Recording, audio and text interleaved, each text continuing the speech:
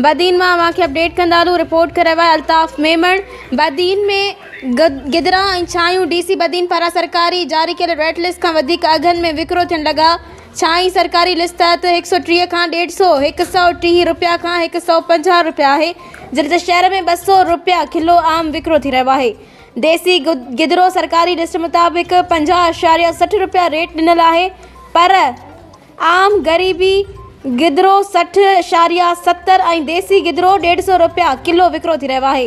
विकिरो कंदड़नि सां शहरुनि जॾहिं ॻाल्हायो त तव्हां सरकारी जारी कयल रेट लिस्ट तां तमामु वधीक अघु छो वठी रहिया आहियो, जंहिं ते विकिरे कंदड़नि ॿुधायो त असांखे सब्ज़ी मंडी खां महांगो अघु मिलियो आहे, पोइ असां घटि में कीअं विकिरो करियूं। उन्हनि सब्ज़ी मंडी जूं रसीदूं पिणु ॾेखारियूं। शहरुनि जो चवणु हो त डीसी बदीन खे सब्ज़ी मंडी जे वापारियुनि सां हिकु मीटिंग करे होलसेल रेट घटि कराइनि त नंढा वापारी अघु घटि में ख़रीदारी करे शहरुनि खे सरकारी रेट लिस्ट मुताबिक़ विकिरो कयूं वञनि।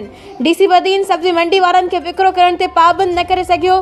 सिर्फ़ रेट लिस्ट जारी करे शहरुनि रोज़ेदारनि नंढनि विकिरो कंदड़ वापारियुनि खे लॉलीपॉप ॾेई ज़िम्मेदारी पूरी सम्झी शाहनवाज़ चौक ते फॉर्मेलिटी कैंप लॻाए छॾी, पर आवाम खे रिलीफ न मिली सघियो। चीफ सेक्रेटरी सिंध ऐं सीएम सिंध खे बदीन जे शहरुनि जी अपील आहे त डीसी बदीन खे पाबंद कयो वञे। रमज़ान मुबारक जे भलारे महीने में आवाम खे रिलीफ ॾिनो वञे। सब्ज़ी मंडी जा बुनियादी अघ पिणु जारी कया वञनि।